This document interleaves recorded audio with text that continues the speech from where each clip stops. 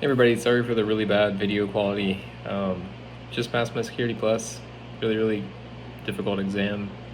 Wanted to kind of like talk about what was really fresh in my mind because I think there's some things that I would definitely lose in transition between now and tomorrow when I actually go to work. And I'm like talking to people about it and I forget a little bit of what I did.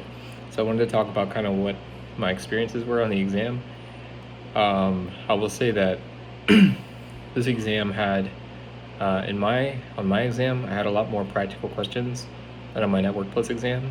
I had more situational questions, and they were pretty difficult. I think the way that they are set up, you can get a significant amount of partial credit for getting them partially right because for me, they were really big questions. They had a lot of content on them, a lot of things you could get right and get wrong. So, and not holistically fail one way or the other. You could just get partial credit for the questions. So I had those in the beginning on mine. Really difficult. Not really going to go over what they were specifically because I don't want to do anything with the speaking out on what's on the exam.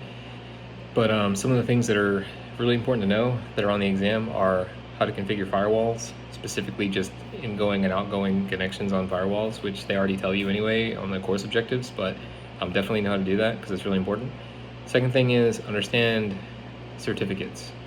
Like understand what the parts of certificates actually are, what they represent, and when you are looking to find out if certificates are revoked or you're trying to like renew certificates or get new certificates, understand what that process looks like and how you actually go through getting a certificate set up essentially. Understand those things, I think were some of the really big things on the exam that which they're already in the course objectives. So I'm not saying anything that would be like, avoiding my like non-disclosure or whatever on the exam or my service agreement on when we actually signed up for the exam. So those are two things that were big and they just come up a lot. Some of the other things that were really different on this exam than on my Network Plus exam, and I took my Network Plus exam really recently. I took it like 3 weeks ago. So I was really stoked that I actually was able to go through and pass this within about 3 weeks or so. But yeah, it was like 3 or 4 weeks around there. Some of the things that stood out that, again, you probably already know this, is that the Network Plus is considered like prereq knowledge. So knowing the stuff that's on Network Plus is prereq. You need to know that stuff to take the Security Plus. People do go and take the Security Plus without taking the Network Plus, but it's pretty much considered that it's like implicit knowledge to you. So when you're given a lot of these practical questions, you're given a network and someone's like, hey, do this thing on this network. And you're supposed to already know how those network communications function, how those connections are made, how they're maintained, all of that. So you have to know that stuff. You can't really get around it. There's really, the only way that I can think of to get around it is if you do this for a living. So like if you already do this and you're just getting it, you're getting the certification because you already do this and your employer says, oh, you need this certification to continue here, or you want to get a job advancement or something like that where you're already at, like, yeah, sure, maybe you know this already. But if you are new to doing anything in IT, you definitely need to like have some practical experience on how networks work. Otherwise, you're going to be kind of coming in with a really weird, you're going to be kind of climbing a mountain trying to get to the point where you feel like you can even get to the security concepts, because the security concepts are such a small portion of the overall test when you think about what goes into like figuring out how to configure the networks themselves, because they're really all connected. You have to go through that whole process to get to the security. And if you have a misconfiguration in your network infrastructure, then that's actually a security risk in and of itself, through just misconfigurations or mismanagement or whatever. So you actually are essentially causing a misconfiguration that causes a security issue, which is still a part of Security Plus. So networking failures in and of themselves are security risks, and that's networking configuration failures. So that's something that like on a test is actually much more useful than just knowing like commonplace answers to security questions. That was something that came up a lot to me on the test. Just knowing the difference is really important. One of the other things that was really important on the test was, or one of the things I felt like was really important on the test was just how your organization should manage its security, not necessarily defense in depth, but how your organization should think about security, like what your security posture should be in your organization. And I know that's really, really broad, but pretty much anything covering how your organization wants to make a decision that is going to challenge its operability, like its ability to complete a task as it conflicts with security on a network or security for users or privilege for users or anything like that, is actually really, really important as a broad scoped concept, but it can get really specific on the Security Plus exam. So a lot of times I found myself having like big conflicts where those are the questions that took me the longest amount of time, because I would literally just sit there and be like, well, what would I do in this instance in this organization? Because the limitations that I have are all acceptable, but none of them are perfect. So you're thinking to yourself like, okay, I could get away with doing this like 6 different ways.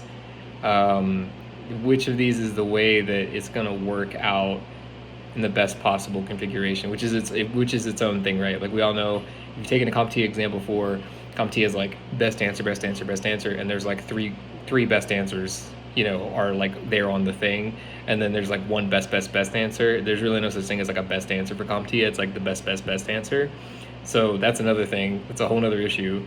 But again, and this is where I say you need really, like, if you have experience doing this in the real world, it makes a lot of sense, because I was able to draw back on my experience in IT, and honestly, that's how I was able to answer a significant number of the questions that I really felt like I didn't study well enough for. I just reflected back to how my SOP is at work, and that is pretty much exactly what I was dealing with on the exam.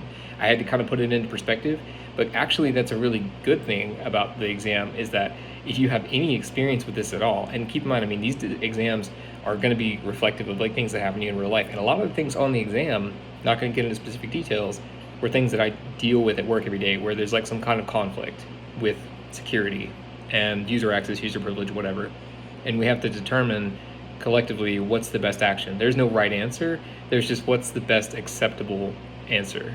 So I'm not talking about like corrective controls. What I am talking about is what type of risk acceptance are you going to be bringing into your organization if you do something that allows this operation to continue because it's necessary for business operations, so that kind of thing. So those types of like real world scenarios, I would say if you try to study any kind of practice exam for this test, one of the main things that I would focus on is getting two things: configurations that are related to security. Do a lot of those because they're on the exam, and they're very time consuming if you don't know what you're doing.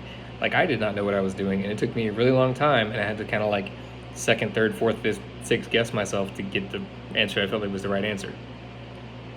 And the second thing is how businesses deal with the basically trying to find a compromise between the access to rights, privileges, user objects, and basically the overall security of the network, which is going to be essential, right? Because that's your whole organization.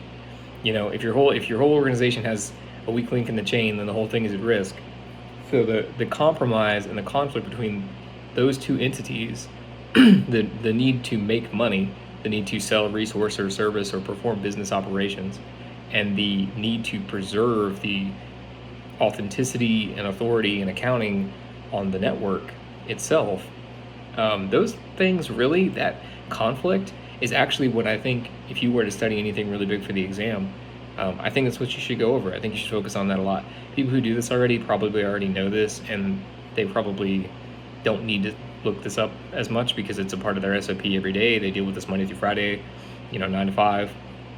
People who are just getting into doing IT and they want to do it through Security Plus, they want to go this way, you should probably study interrelations between those two entities. And I think just to get like a theoretical perspective on like what a business is willing to do, that's actually probably the most single useful thing that isn't on any exams any practice exams. It's just knowledge and hindsight from taking the test. It's just understanding that business relationship. Actually, that's pretty much why I passed the test. So I would recommend doing that.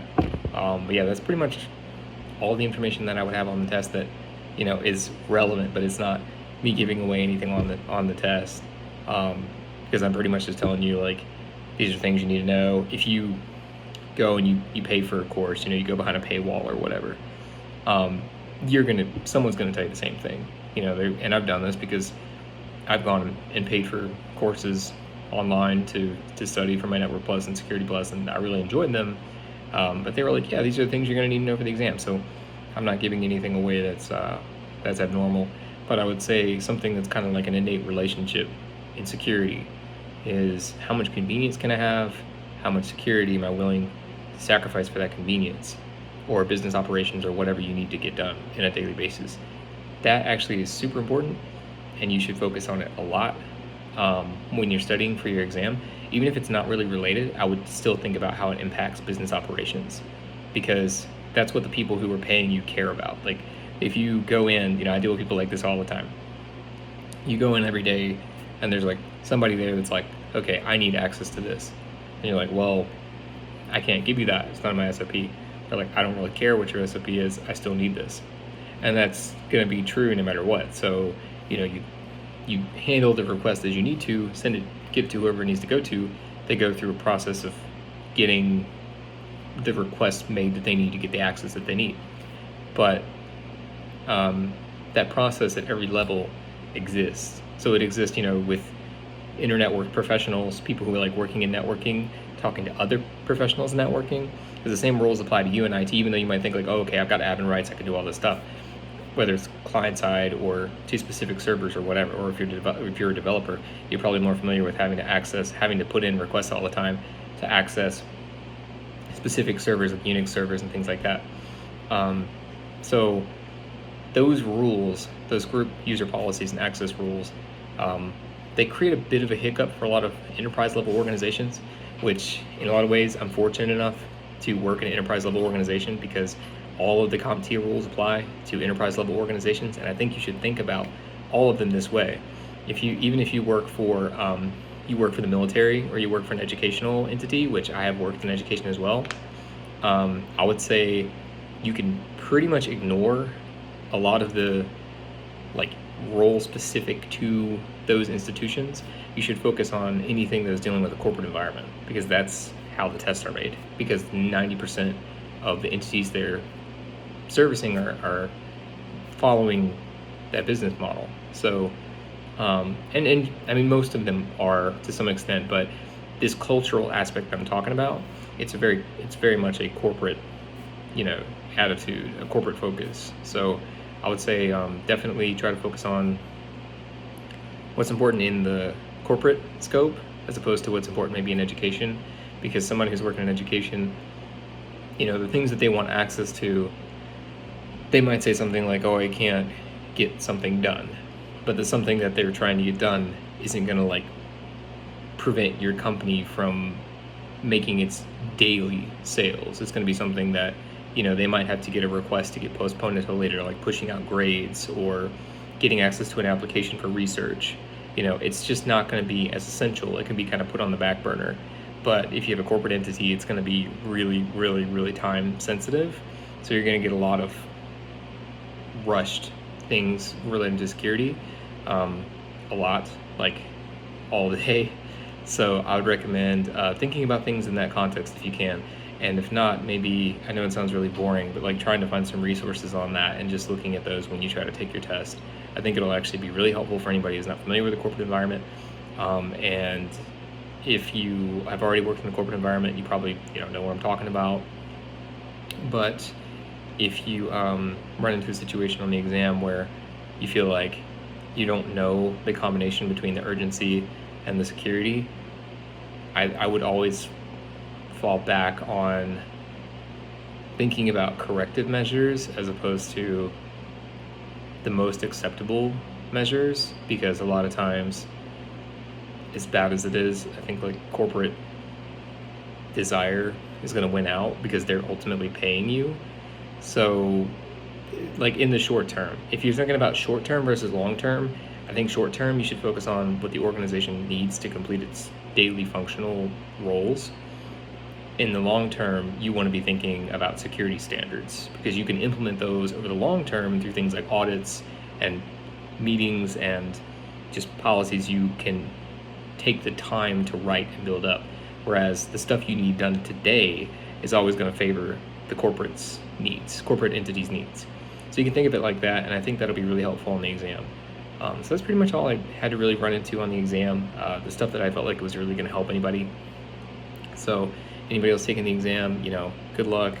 Have fun with it too, because it's not as hard as a lot of people make it out to be. A lot of people will make videos about how the exam is really, really difficult and they failed it the first time. But I do think a lot of those people, because you don't need a prereq of a Network Plus to take the exam, I think a lot of people just jumped in and just took the exam and figured, well, I'll just read this from the book. This exam doesn't really work like that. The Network Plus, a little bit more so, but this one you do need to know you need to know how networks work, or you can't really take this exam. So anybody who thought they could just read the book and pass, even though that's super helpful, even if you did pass and you don't know how networks work, then passing this test really didn't prove anything, because you can pass this test by just memorizing. However, you will probably barely pass, and if you do pass, you will not really know what you were answering questions on. So like, you might know how to change a security setting, but you don't really necessarily understand how networked machines are going to translate that security setting across the network. So, it kind of defeats the purpose of knowing how to do something without knowing what happens once you do it, right? So if you think about it in that context, this test makes you see all of that. So if you don't have the one, you can't really do the other one. You don't really understand it. You might get lucky, but there's a lot of practical assessment involved on these exams. And I would recommend, if you haven't, or if you don't have any networking experience, definitely jumping in and taking a look at the Network Plus exam. It's not easy. Well, it's not difficult, but it's challenging in its own ways. It was challenging for me because I don't really like hardware. But yeah, so it's got its own challenges, but I think it's really important to have as a prereq for this test.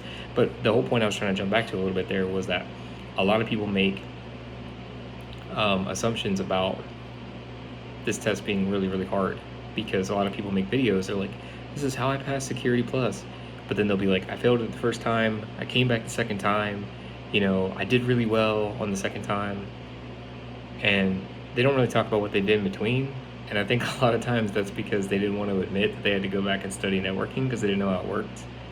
Or they didn't know enough about networking to actually pass the test. So like, what they failed really wasn't security related, it was just they didn't know networking. I would have done that if I went straight into this. I would have absolutely completely failed, because you do need to know how to perform basic networking, or you just can't read the questions. Like, you can't do any of the assessments because you don't know what it's asking. You don't know what the differences between this kind of connection and this kind of connection. You don't know, how firewalls and DMZs are set up. If you don't, you can guess, and maybe you're just a really intuitive person, but most people need some kind of prerequisite knowledge of that. Even if it's like you messing around on like a Cisco network creator, which is fine, like that's probably better than even taking the Network Plus exam. But you do have to do that. You have to sit down and self-study, self-teach yourself how to do that. Otherwise, it's just gonna be a nightmare. And you're probably gonna run out of time if you try to do the test correctly, because I ran out of time. I didn't have time to review all my answers, and I was very slow throughout the entire test. So I'd recommend taking the prerequisite or doing some kind of network prereq where you can like prove to yourself that you know how networking works. And as long as you can do that, and as long as you can, I think, scope the needs and requirements of a corporate organization versus security, that's your main thing. And then after that, just learn how security actually is implemented on a network, which is like actually the least important thing in my opinion on the exam, because when you're talking about these exams, they're all based around critical thinking. So critical thinking comes more with background, like more of like a backdrop of like an understanding of how an organization works, as opposed to these technical like line by line by line answers. It's more about like your implicit knowledge and understanding, okay, like I know this is what they want, I know how we're going to get this to them. There's like 3 possible answers for how we could do this, but there's only one of them that fulfills all these requirements and long term is a suitable option and won't later require something like corrective action. So like that's really important on the exams, like not only thinking about what you're going to do when, but how what you do affects your organization in like 3 days. So that's also another interesting thing that like isn't really talked about. People who like give you like all these practice tests and stuff like that, they're like, okay, is it A, B, C, or D? And CompTIA's questions are like, here's the answer, and here's 3 other really good answers. Which one of these is going to hold up? Like which one of these is going to stand the test of time and actually be still relevant after network changes or some other type of like common change in a system. It's not really that complicated, and it's, if you have experience in this, it's a lot easier. So I know I'm saying like, oh, it's not hard, because I've done this a little bit before, but I don't have a whole lot of experience in this, and it does take a lot of time to read the questions. But if you do read the questions thoroughly, pick out your best answers, just think about how is this going to affect this network in 1 day, 2 days, 3 days. I think you're pretty good to go. So those are pretty much all my tips and general ideas that just come out of my head after taking the exam. And I hope that somebody found them really useful, and hopefully people won't rag on me too much about this video and being really, really long. But I hope you guys enjoyed it, and hopefully you can use this to further your career in IT or take a certification just because you want to. But yeah, you should check out those things and just see if it improves your score. If you didn't do so well the first time, I would try those things and take some practice tests and just see if you made any difference and see why. So that's pretty much all I'd recommend. So hope you guys have a good one.